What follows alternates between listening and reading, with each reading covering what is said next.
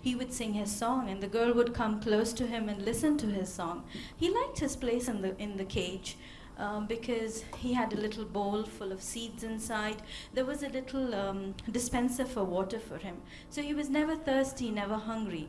And he loved his song, and the little girl loved him. And suddenly, one day, a myna came to the windowsill. The window was ajar, so she sat over there and she sang her song. She sang of the beautiful jungle outside. She sang of the park. She sang of the children who play over there. She sang about mothers who pushed the swing as the children went back and forth. And he was fascinated. He said, "Oh, wow, that's a lovely place to be at." But he said, "But what do you do for food?" She said, "Oh, I manage. I have a lovely appetite. So sometimes it's worms, sometimes it's leaves, and sometimes I just go on a liquid diet and do with water." She said, "Oh, all right. And do you get fresh water? Is the water clean? Don't you fall sick?" She said, "Oh, it's okay. I've learned to manage." And she flew away. And that evening, he sat in his cage, wondering. His song was a little low that evening, but he was wondering, what would it be like to be outside, to feel the wind below your wings and fly, spread them out, and kind of feel free to do what I want to, instead of just sitting here in the swing and swaying and swaying in the same place, the same song, the same face, the same smile. So he thought that night. And again the little girl came, she opened the window, and he could see the sunshine. And just when she put the seeds inside his beaker, she hadn't closed the door properly. So again, the door of his cage was slightly ajar, and there was his opportunity. Or so he would have thought.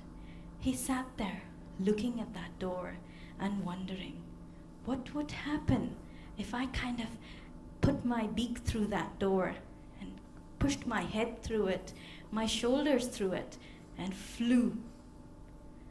He thought, he loved that thought. He didn't sing that afternoon. He didn't sing because there was so much on his mind. He looked out the window and he was so excited. He could hear the children playing and he was so excited. And he just sat and he wondered, and he wondered, and he wondered. And then evening came, and she came and closed the windows. How often have you done this? How often have we done this? We just think of the possibilities. We imagine that we can fly, but how many of us take the leap? How many of us climb to the top of the cliff and jump? How many of us sit in an airplane and skydive, for that matter? It's safe. You can do a tandem if you have to. I've done it. Not in Ibaya. Somebody was curious the other day when I shared this with him. He said, "Oh, so you've skydived. But I'm curious. How did you do it in Ibaya?" I said, "This is my business suit." So yes, I as a person had many opportunities come my way. Some I knew how to manage, some I didn't. But I took the opportunity. Had I not taken the opportunity of writing my first article, I wouldn't be published. Had I not taken the opportunity of being an editor when they proposed it to me, I would still be just a writer. Had I not taken the opportunity of developing myself into an LP, I would still be only a writer. Had I not taken the opportunity of coming here, had I allowed myself to be intimidated by all the speakers and all the wonderful things that you're doing, and I possibly am not at that level of achievement, I wouldn't be here. So what exactly does an opportunity mean to you? Do you recognize it when you see it, or do you think twice about it? I had the opportunity to talk to this wonderful lady at the back in a beautiful orange saffron sari. She's from a tiny place in China, but how she has grown into this really amazing achiever and entrepreneur, and she's an inspiration to everybody. She was in the Peacock Ballroom at that main podium talking to people. So yes, it's just about knowing that you can. And even if you can't, you've learned a lesson. Not all the job opportunities, not all the magazines I wrote for have been so fruitful. Some people have asked me to work and haven't paid me for it. But I learned to make wiser decisions. So what happens when you see an opportunity and go for it? You either succeed or you fail. Simple as that. But in any case, you do learn. And I think if you keep your mind open to learning, there is success. Because learning is always success. Learning equals success. So whether you fail, you win, you learn, and so you succeed, in any case. I was also thinking about how a lot of us have these refrains about, oh, but what should I do? I would like to, but what should I do? What do I do about this? How do I go about this? I mean, we have this inbuilt or inborn, or I don't know how you would phrase it, thing about not asking the right person because you think that you would become a smaller person. Maybe you don't go up to the right person and ask the right person the right questions because you'd look wrong or you'd be left out. But is that what you want to do? Or what's more important, to be right or to get your information? Very often you hear something about a friend who said something to another friend, and you hear it from a third person who comes up and tells you about it. So do you take the opportunity to gauge or kind of assess your relationship with your friend and ask them the truth? Or do you just second guess or listen to the rumors and go with the flow? Here's an opportunity for you to see where you stand in your relationship with that person. Here's your opportunity to understand how trusting you are of what you've given in a relationship, to go forward and ask the person directly to their face, hey, I heard this, is it true? But we're scared. And what are we scared of? Are we scared of, if you're afraid of them lying to you, then my take on that is everybody to each their own truth. But at least you asked. And it could go either way, as the person may think, oh, okay, this person did ask me, so I am of value to them. Or this person asked me, which means this person doesn't trust me.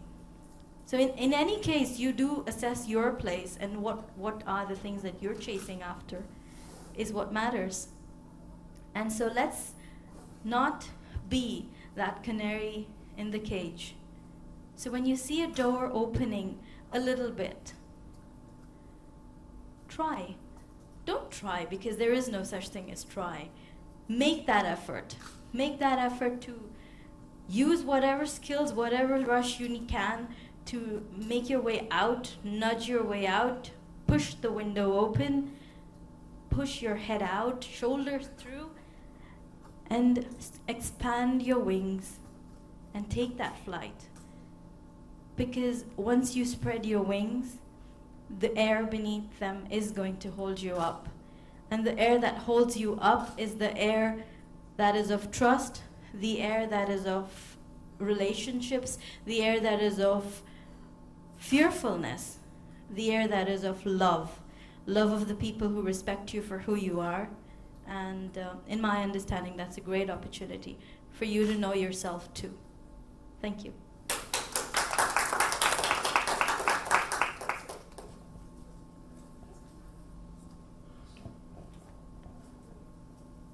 Hi, I'm Ritu Bhagat, and we are speaking about possibilities. So, can I know which room, we are in which room number? 13. And have you heard that 13, lucky for some and unlucky for some? And we have seen the possibility in this, that 13 is going to open up the door for us because we are spending our time, and time is very important and the most valuable thing. We don't have to waste it. So we have endless possibilities in life, and our thoughts create possibilities. And possibility is related with creativity also, because your logic that takes you from point A to point B, but your imagination takes you everywhere. It has been said where the poets can reach where even the sun cannot reach. So, so you have endless possibilities, but you do what is legally and morally correct, that is, and your right decisions will take you to the right place. I'll begin with my story, and I want it to be interactive. So I'll just tell you how my life changed, and I want to know any possibility in your life that changed your life. Okay, so I was an English teacher, and when my son was in nursery KG, because of my family circumstances, I loved that thing, going to the school and teach, not to do any. Couldn't think of anything else. Media also, I was doing radio and TV program. That was just for the hobby sake. So because of that, because to look after him, my husband was very busy, so I became a housewife. But I just started with my own classes, workshops for students. And that gave me another possibility, because one way I could express myself, I could utilize my time, and my son, who is the only child, so he was also being the part of it, and he was enjoying the group and all. So it changed my life. And now it's the mic I'm handing over to you all, and I would love to listen to you also. So let's make it interactive. She'll also come to. So maybe I can talk and then I can throw the floor open for question answers. Yes. No, I'm just one line. So if anything else, then we can have them, so that we'll know more, because they're very less in number that we can do. Can we start from you?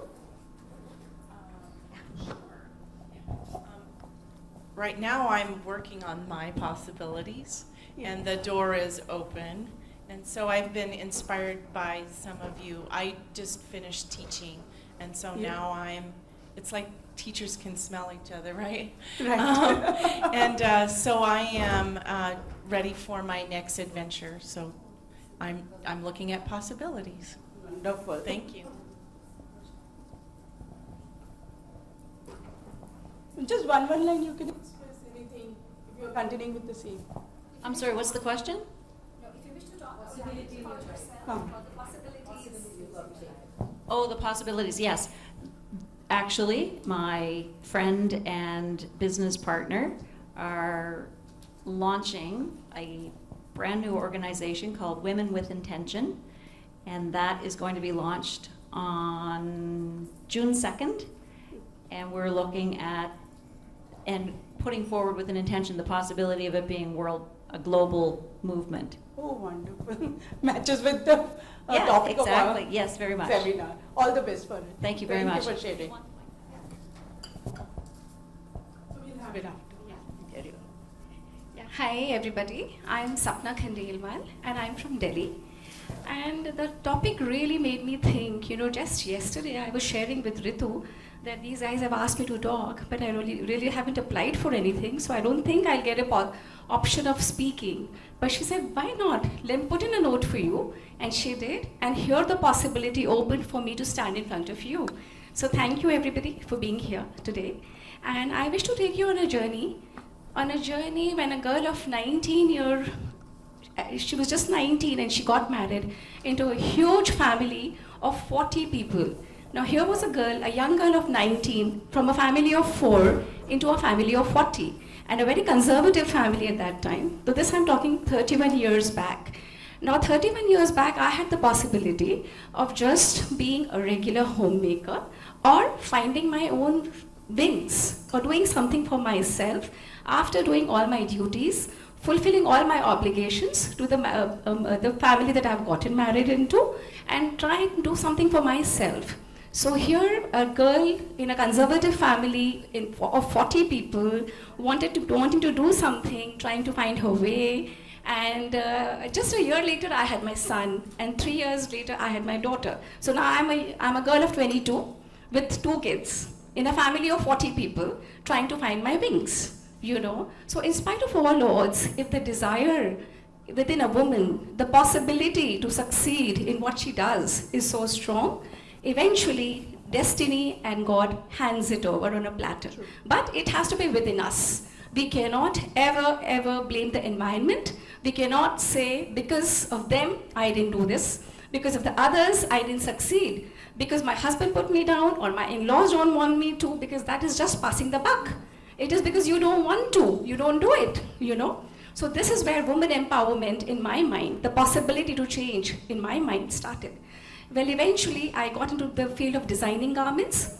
When my daughter was 9 months old, I started then. After designing garments, I became a jeweler with the help of my father, who was in the jewelry trade.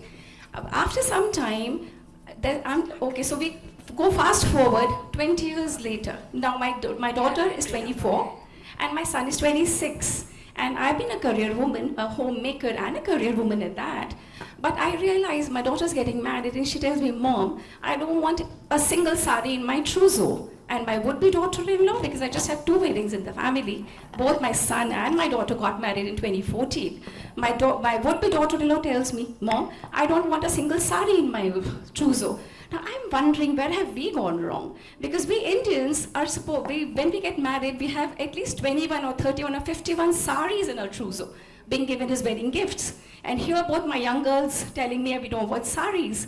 So somewhere I realized that we in India are becoming so westernized. We are looking down upon our own culture, upon our own saris, upon our own ethos, and if we don't change, the kids won't change.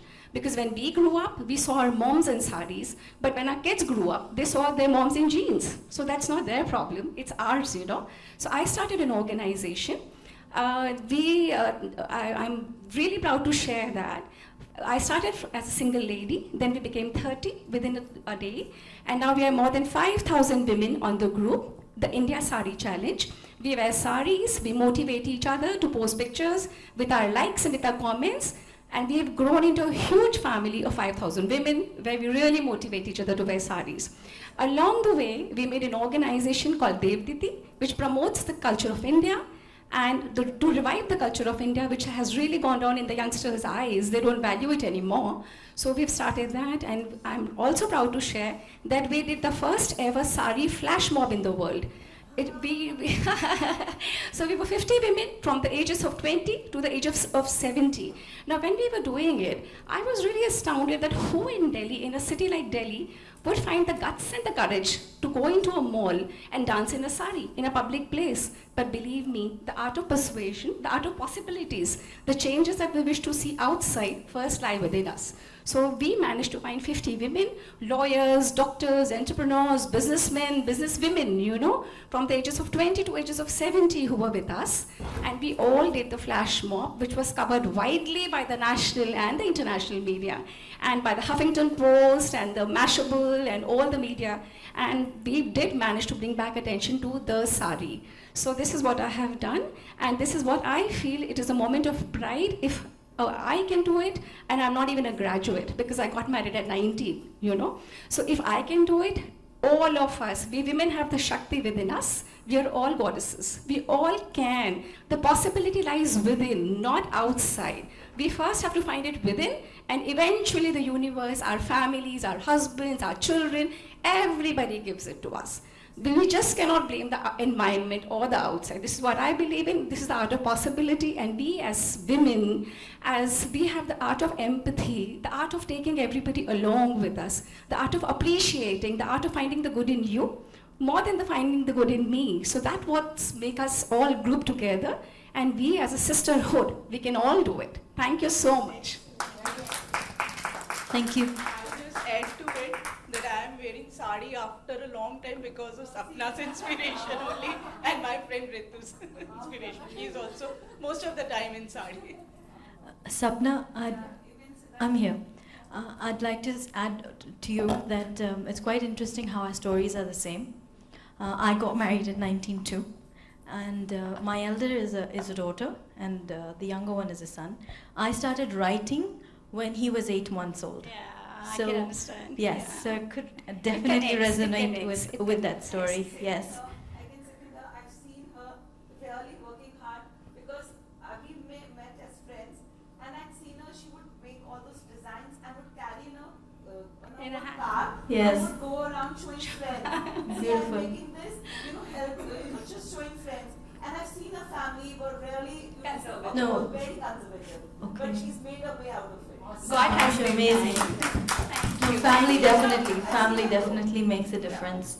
And for me, I had my little ones come along with me when I'd go for I interviews. did that too. I Yes. did that. Yeah, because I've seen the family was joint family with all uncles living together, and she found a way out of it. Yes. God was kind, and just the perseverance, just the spirit that I can do it. You know, you have to find a way to, do it. Definitely. The art of possibilities within, not outside. No, that's my message. That's my message to the ladies that I find it very strange how women like to do that very often. Family, but you find a way. People find it quite easy to push it on the others and say I didn't do it because they didn't let me. But I think each one of us has a spark within us, and when you fuel it with trust, when you fuel it with passion, it definitely comes out as a light. Feel it that it's the right path and she's not going wrong. Yes. Then it starts. Basically, if you've Definitely. done your duties, if you've been good, honest, kind, and if you haven't tried to shortchange anybody, cheat anybody, but you have to do your duties first. You can't run away from not looking after your children or your household or your duties. Once you've done that, then the world is open for you because your same household motivates you. Mom, you haven't gone there? Or my father-in-law, he's 85. He tells me, you didn't go for a meeting today? And the same father-in-law, 25 years earlier, you're always out of the house. You're never in the house, You have a thing to say? One second. You all know that the CEO of Pepsi Cola is Indian. Indra. Did you know how he got the job? His first job? Because he. Come up in front. In your lovely sari. I bought it yesterday. This is my first sari because of you. Thank you. Thank you. Thank you. So, thank you. Thank you. Anyway, when she graduated from college, she couldn't afford a business suit. So because she had an interview and she didn't have money, so she just picked up her sari and she wore it, and then she got the job. Wow. So that's a great story that you should tell. It will definitely help older women. Just tell them if you want to be successful. Sorry. Yeah. I'm sorry. Indian. She's Indian, but she's PepsiCo CEO in the US. US. In the US. Yes. So, thank you. And adding to that, apparently when she got the position and she went home all excited to tell her family that, I've got this designation. Her mom comes out, she parks the car in the garage, super excited. She gets off the car to go and tell her parents, her family, and her mother comes out and she says, could you go get the milk? So poof, the bubble is gone. That's what Yes, moms are there. the bubble is That's burst. what moms are there to ground you out. And she says, yes, she went, got the milk, banged it on the kitchen table, and she says, I was so excited to share my good news and you kind of ruined the moment. She says, yes, you may be a queen out there, but when you come inside, leave your crown out the door. So yes, whoever you are, wherever you are in your success, you stay grounded. Yes, that's a wonderful way of teaching children, It's Yes. absolutely important Definitely. because suddenly you sprout wings that, I've done something, You sprout horns, so it's very important. It's very, very Definitely. important to put your egos in place. True. Please, anybody in the audience? I'm just finishing. So I started with a question, again a question. Yeah. So can anybody give me the full form of top? Top, T-O-P, top. I always tell my students that T-O-P, top. To be on the top position, try top. Try other possibilities. That's a nice one. Right? So just want to add that to make it more interesting, I'm starting my classes with a different approach, that is Bollywood and language teaching through Bollywood and current affairs. Yeah, no, I'm from Norway, so I have a completely different cultural background than you have. But you talk about the sari, and we talk about what we call the national custom. which is then a woolen thing. It's heavy like, yeah. Mine I think weighs 5-6 kilos. And it's come with a lot of silver, it comes with a lot of embroideries and all of that. And some years ago, since you are revitalizing the use of sari, say 10-15 years ago, no young women wanted to go in what we call bunad. In your costume, in your national costume. Yeah, and that's only, it cost around $10,000, a minimum. 1,000. $10,000 for one outfit, and it's only one. And for example, I inherited my mother's. She embroidered it herself, and then I inherited with the outfit, the blouse, the silver, everything, when I was 50. And the point I wanted to make was that this goes in waves. And I'm sure when young women, they settle, they appreciate their saris or they appreciate their national costume. Because what we have seen now, we had our National Day on the 17th of May, and there's hardly anyone now without one. Wow. And they are, it's the possibility, and it's coming back, it goes in waves. So like my daughter, for example, she wore her costume when she was 14, now she's 20. And she said, no, not this year, Mama, maybe next year. And so it's coming back, and it's influenced, they influence each other. And it's influenced because it's, I don't know whether you have area-based saris? Yes, we do. We Yeah. have region-based sarees. Yeah, exactly. We have also region-based national outfits. So for example, because I come from the place I am, I shouldn't use another one from the other regions. And this multiplies. So it's, if they see, no, not at all. We don't lose out, to the contrary. We are very proud. We are very proud of showing. And then we, of course, we're trying to influence our daughters in particular. But last year my husband said, I think I want one as well. Yeah, because there is a male one, and the male is the partner to the female. And then I said, then we have to start searching to find the one for our region, so that we can match for the next 17th of May. Thank you. Thank you. Would you like to talk? You know, this is what I realized, that if our culture, if our national costume goes, our dress, our language, we lose an ethos, an entire ethos of what we are, our identity goes. So it's very important to maintain our dress, our food, our behaviors, our cultures for the generations to come. That's very, very important. Would you like to say something? Yeah. Anybody else? So I was going to say, first of all, I love the saris. Thank you. I'll figure out how to manage it, but it's also good to go outside of your culture and try new things, and it's been very lovely because everyone I've seen is beautiful. But the second thing is, earlier when I first spoke, I got nervous, but I don't get to say possibility because it's like Yoda. There is no try. There's do or do not. So I'm going to say it out loud with my own voice. I'm going to open a poetry therapy business, which is healing through writing. Wonderful. That's so nice. So nice to hear that. Let's talk about possibilities and anything that you would like to say, apart from the saris. Yeah, I would like to say something out of the sari box. Yeah, out of the clothes box. Yes, box out. because we were looking Altogether. at a larger picture. Yeah. Yes. I am Gurpreet from India. Welcome. I work for the social sector, the NGO sector, and when I was born and brought up in a small city in Odisha, which is the eastern belt of India, and it's generally poverty-stricken. So I started my career from there, and when I migrated to Delhi, so I was completely on my own, and I had certain relatives, but I couldn't depend on them. So, and soon after I came to Delhi, I got married, and I had a job. So I had migrated on a job to Delhi, and when I got married and had my daughter, I didn't have too many of leaves. We used to have a daily culture of 3 months leave at that time, pregnancy leave.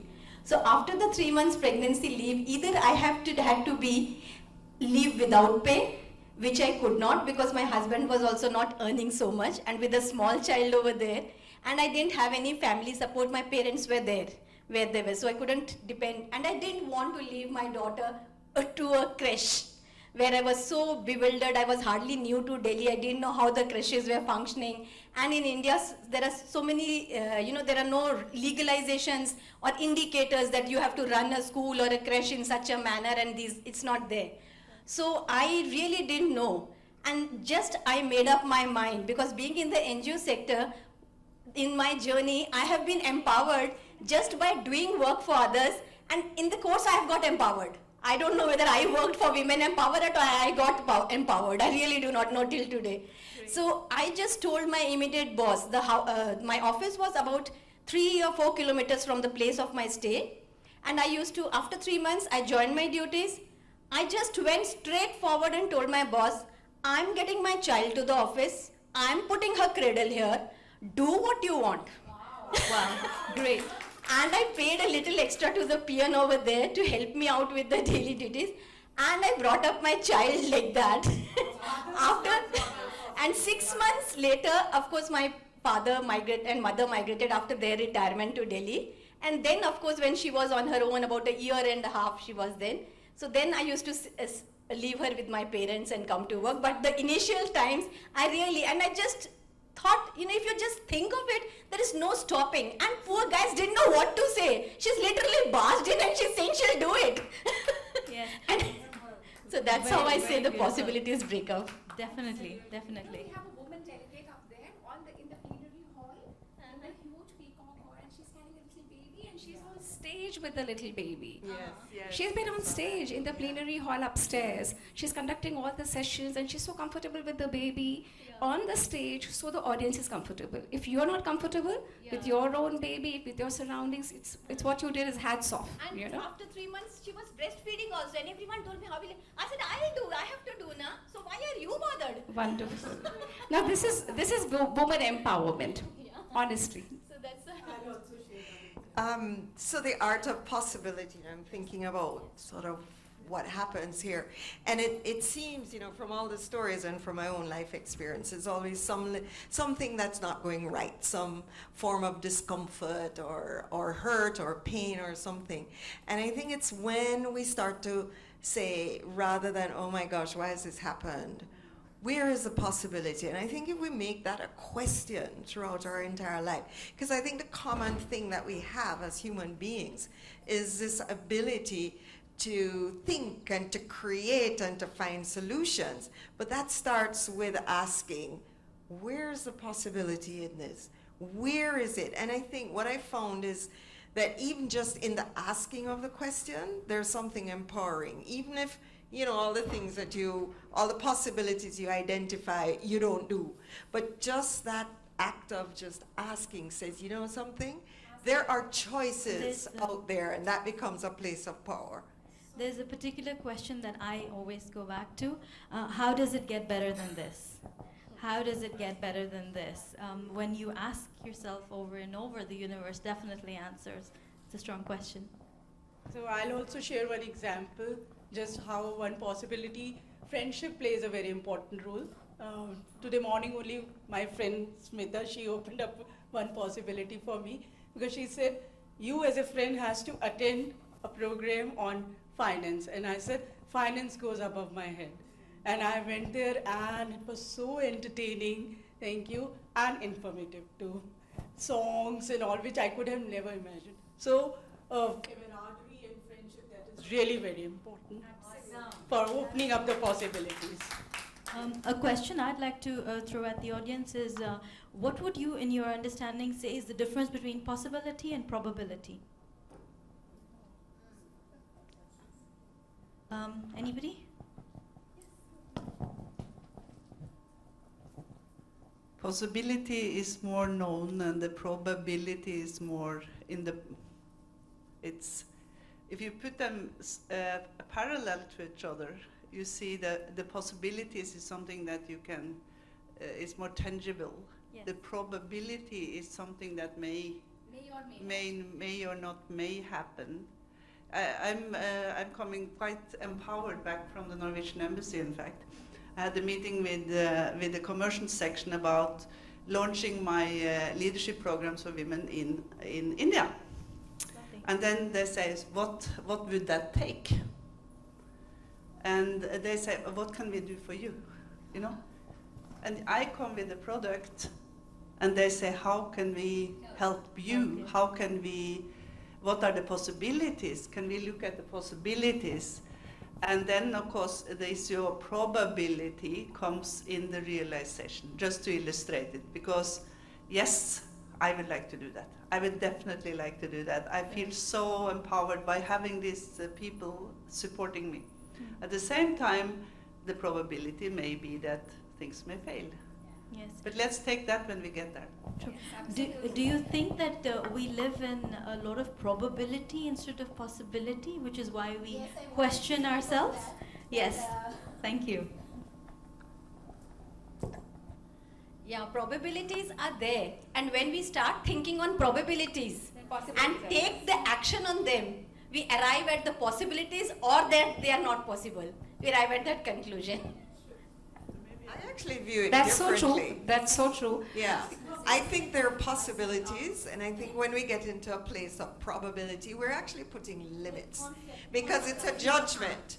It's a future. When you see a possibility, you don't know how it's going to turn out. And when we say, well, the probability, you actually start to put boundaries around it.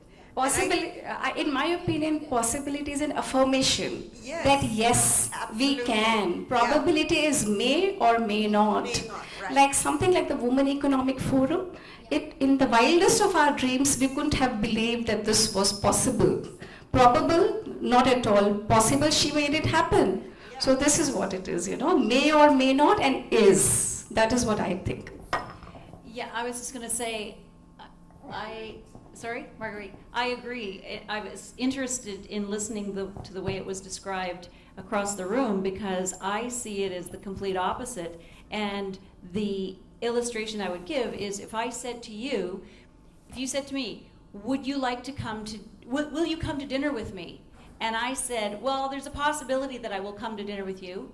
Conversely, if I said, I will probably go to dinner with you, I am more likely that I'm going when I say I'll probably go versus a possibility. Yeah, but still I think a possibility is more far out and probable is closer, right? It seems closer. In my understanding, probable is when you're possible is when you are more focused on it. And in my understanding, I think the more reasons we don't take the opportunity is because we think it's probable and not possible. Yes. Please. Yes. Okay. I guess I'll talk about one of my stories. So, February 2016, 3 months ago, right? 4 months? 4 months now? 3? Okay. Okay. All right, I don't know my months anymore. But anyways, back then I had the opportunity, the possibility to participate at the Student Research Symposium because one of my projects for the consulting was very successful. And this was something that I didn't know if I wanted to take or not because I had a fear of public speaking. So back then it was something that, the possibility of it, I was just like, it's like, should I do it or not? But then towards the end, what could go wrong? I really wanted to share my experience, like the success of my project. And in the end, I took up the opportunity, that possibility, and I went along with it. So I participated at the Student Research Symposium. I gave out a 10-minute oral presentation, and it was very successful. And if I did not take that possibility, then I would have never won the Student Research Symposium Award. And from that point on, it just opened so many doors to me. So my Aunt Lily was there to witness the whole thing. She went to the award ceremony, and when they called my name, I was speechless, and she had to nudge me, and it's like, that's you. And I was just like, oh my gosh, I couldn't believe it, but I walked on stage, and then, oh my goodness, I could not believe it. But I received the award, and then afterwards they interviewed me. So I was on the school newspaper. In addition, I was also on the website, which I found out like just 2 weeks ago. One of my friends, she congratulated me, and I was like, "How do you know?" And it's like it was on the website, and I was like, "What?" It was like they didn't tell me. But anyways, apparently I got a lot of exposures out of that, and that gave me new possibilities where I was urged to basically be a candidate for the student outstanding, what was it? Leadership student conference. Campus Leader Award. Okay, so basically that opened to that one, and I managed to win that award in addition to the Student Research Symposium. And I was also invited to be a keynote speaker for the graduation reception. So from that, I won another award. And in addition, I also won an award for one of my professors. So yes, so from that Student Research Symposium, that was just one event, but it opened so many doors. And in total, I won 4 awards in the last 2 months. And it was just, if I did not take that chance, if I did not participate in the Student Research Symposium, none of this would have happened. I'm pretty sure I would not be here either because, public speaking, one of my fears. So, your biggest fear yes, still a work in progress, but I'm getting better each time. I mean, I'm still working on overcoming it. You will rock. You will rock. Yes, thank you so much. So I really love this session, and thank you so much for having it. Okay, can I continue? Can I continue then? I like to add on the issue of opportunity, because you talk about possibility and we talk about probability, but I would like to add opportunity, because I don't think we realize the opportunities which are there. And that's exactly as you said. It's almost like it starts rolling a snowball, and it rolls faster and faster. It's faster and faster and faster. And if you don't go with it, if you slow yourself down, you also lose out of a lot of opportunities. Yes. I think it's something to do with possibilities. It's a related thing. The possibility of an opportunity, whether you pick it, whether you don't, isn't it? I think opportunities. Okay, I have another interesting discussion. I need your take on it. What is your role? What is your thoughts on destiny? What kind of destiny? Do you believe in destiny, that it opens up possibilities and you pick up those possibilities? No, I live in reality. So I don't have a destiny. Can we hear some other opinions on destiny? Who believes in destiny makes you take a particular possibility? You pick that up and you don't pick the others. Why? No. You see, I've been working in this. I've been working in so many reality situations that if I should have put that my destiny into that, it would have been a very winding road. But I want to say 2 more words around this opportunity, because I would illustrate it with the earthquake in Bam in Iran in 2003, where 46,000 people lost their lives in 6 seconds. Wow. And I was UNICEF representative for the United Nations in Iran at that time and was in charge of the earthquake relief. And what we did, we settled on a slogan, because it was so overwhelming. You can imagine so many people, and you can't even think about the number of body bags which flooded this terrible place. And what we said, what we need to do now is to turn the disaster into new opportunities for children. Turn it around so we go for new goals and new opportunities rather than to dig ourselves down into the rubble. Because we could easily have done that.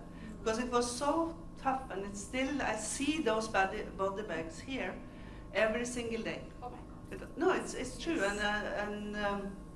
And one of the first things we did, all of us, was trauma counseling, because we needed to settle this with us. But is this turning around and say, so what are because we often end up discussing problems instead of saying, okay, these problems we can always, there's a flip side to it, and those are the opportunities. Yeah, well, so she's delving into my subject now, so I would like to speak now. And as a past life therapist and a transgenerational healer, I do believe in destiny, and I call it the blueprint. Every seed has a blueprint. If there is a mango seed, it has a blueprint. If there is, whichever the seed that you are planting, it has a blueprint. So when an ovum and a sperm combine, the zygote has a blueprint. And that blueprint is whether you call it destiny. And for me, that blueprint carries probabilities.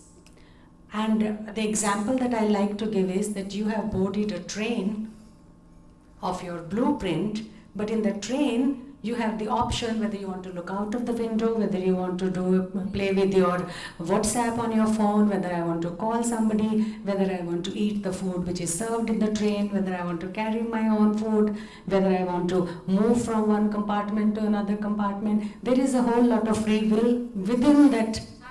So for me, that is, the blueprint is very, very important. It's not like, because otherwise any seed can go into any possibility. Is that possible? Every seed has a blueprint. I'd like to differ here. You are on a train, but can you not stop at stations and change tracks? Because if it's a farmer's daughter, it isn't essential she's going to grow up in the same house.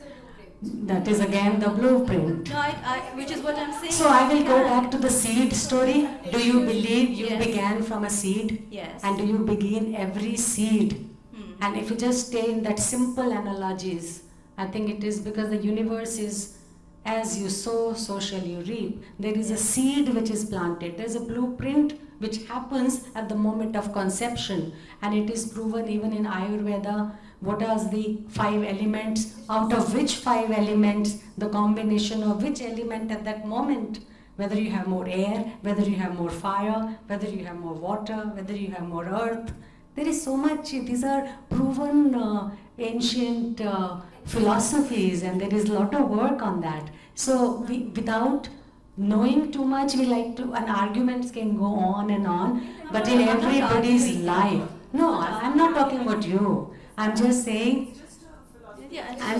that these are ancient work, and there is a lot of, wisdom in that. And we are just about discovering. I'm only just scratching the surface. But all I know is if I am planting a mango seed, I cannot expect a grapevine to grow, because it is possible in that very soil to have a grape soil as well. I mean, that a grapevine can grow in this soil. Just because it can grow, this seed will not grow it. Thank you. Lily, would you like to say something to that? One second, you wish to talk also? Yes, I would like to say. About probability and possibility. Or destiny, or how you think things move forward, and how you change patterns for yourself. I can tell you a story. When I was in China, one of my best friend, he's a billionaire in the Wuhan city, and he and his friend, the commander of the army, took me to a trip in a retreat in the mountain. On the way down, there's a blind man that is fortune teller. So they say all you have to do is tell him your birthday, Chinese birthday and time, and he'll tell you your fortune.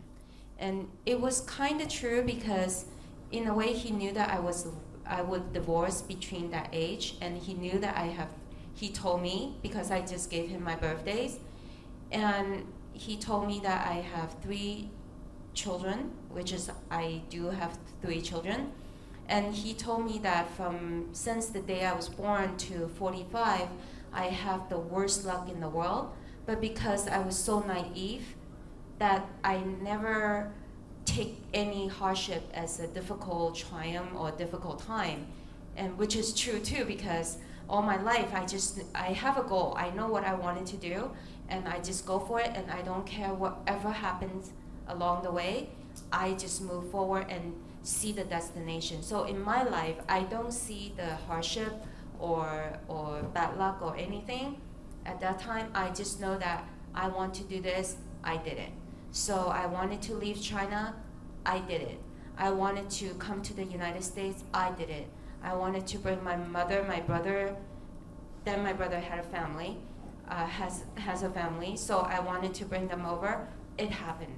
So all of it happened. If you say it's destiny, perhaps not, because I changed my destiny, because I know what I want.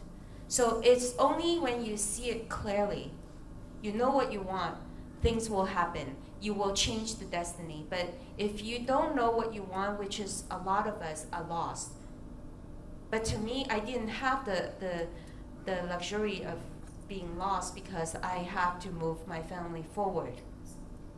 And today, the last 5 years, I got so many blessings from all the people in my life that I reflect every day, and I learn, and then I realize if it wasn't for all the great people around in my life, I wouldn't be who I am today. So I always pay it forward. And I pay it forward, then people will say, like this afternoon after my speech, they say, how did you do it? I don't know how, but I was so lucky that... That's what we call destiny. When you say, I don't know how, it just happened, that's what we call destiny. But I made it. Think about it. Read it in a book. Destiny, not everybody's because of the destiny, you have it in you that you want to do this. You're destined to do that. That's why you think about it. That's what we believe. It goes back to the fortune teller. He told me that once I'm 45. No. I'm not listening to him, but I'm just saying that he did tell me that, after 45 you'll live to 79, but you'll have very happy life. But again, I don't listen to it. I just live. Because after 45 I'll have the best luck of life. Yeah. But do I? I always believe I have luck because I seek miracles every day. So there's no luck, there's no, I just know that I have blessing because I believe in God. I believe in the universe. I believe. And that's what, my path is very unique, very different. And then I hope that people, in a way I didn't know a lot. That's why, I have no fear. And I just do it. And I don't hesitate. Anytime if I have anything, I just do. Thank you. Thank you. All of us have various stories, and all of us it's a beautiful journey of our lives that we all have gone through. Whether we believe in destiny or not is besides the point. The point here is the choice of possibility, the possibility in the choices we make. So all of us women have taken those choices and we all have moved forward. And we need to be empathized with our sisters and bring them up to this level. That's it. Thank you all very so much. Thank you so much. Thank you everybody for being here. Thank you so much. For being the patron listener. Yes. Thank you.